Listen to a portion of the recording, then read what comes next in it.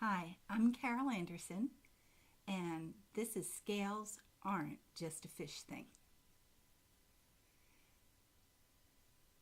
This is a series of newsletters that I'm hoping will help teachers, parents, and students of music to identify their unique way of processing information.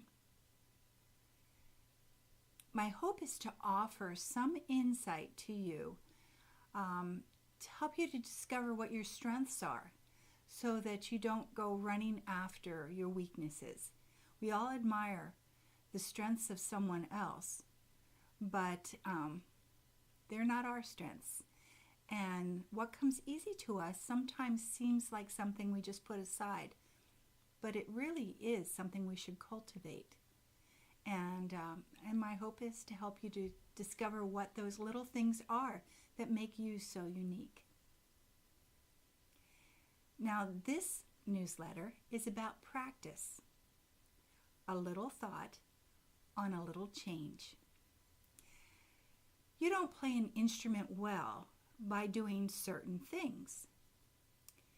You don't do anything well by just doing certain things.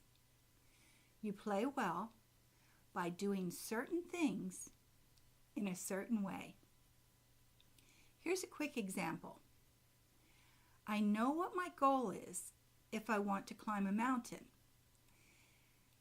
I want to get to the top of the mountain. That's my ultimate goal. Hopefully, I'll find the best teacher to help me figure out a way to make that climb. Then I'll take action. I know I'll put 1 foot here and 1 foot there for the first step of the climb. After that, the next step depends on what my first step was. And the same with the one after that.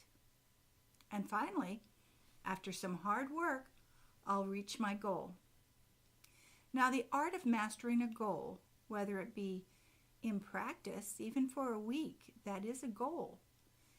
Trying to achieve a certain little micro step would be to set the goal, very specifically set your goal, and then to educate yourself on how you're going to get to that goal.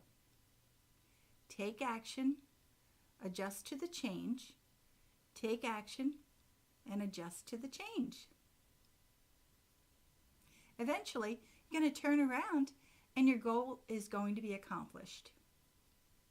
Unfortunately, although it's motivating, repeating the saying, just do it, isn't enough. You could be just doing it all wrong. And then we end up with a habit. And we all know how difficult it is to break a habit.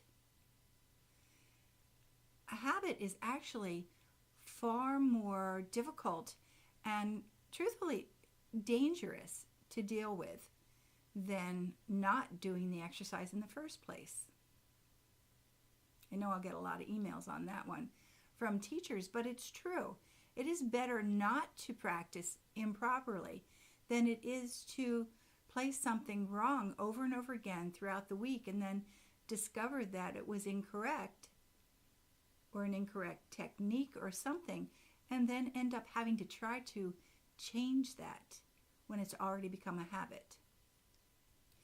You might wonder why habits have such amazing powers over you, over your thoughts, and over your actions.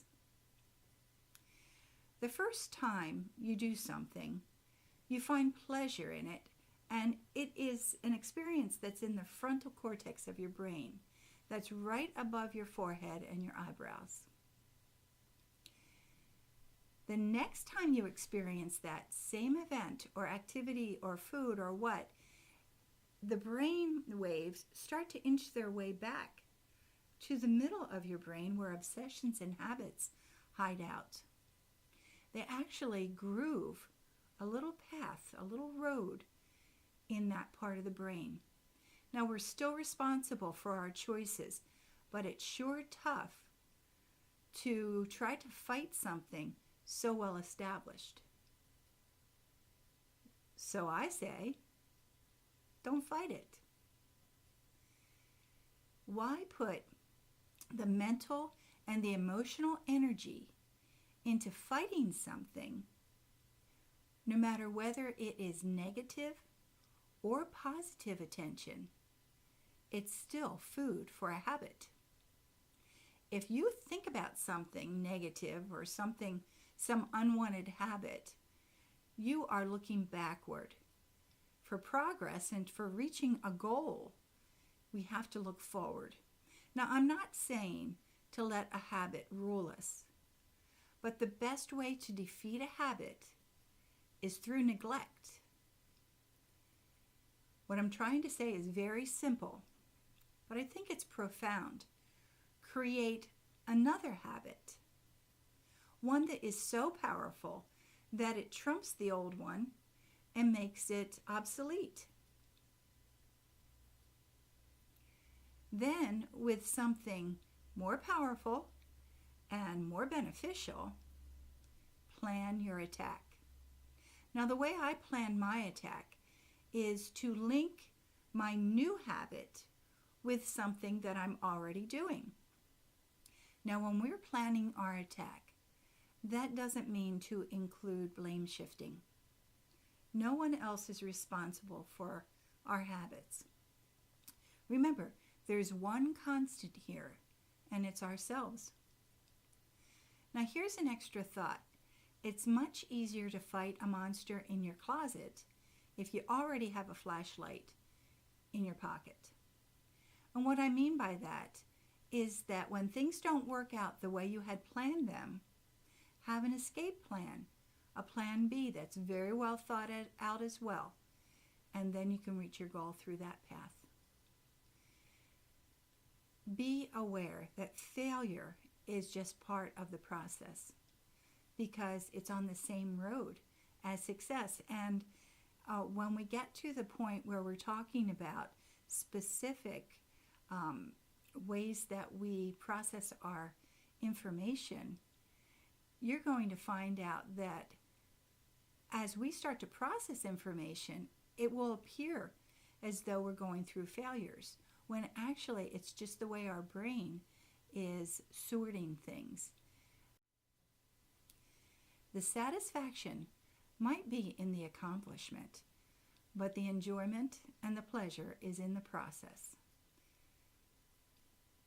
Savor the moments that are part of accomplishing the goal, because you know what?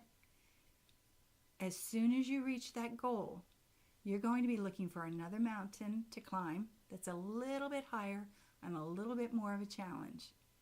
So go play that tune, go climb that mountain, and conquer those challenges one little habit at a time. Drop me a line.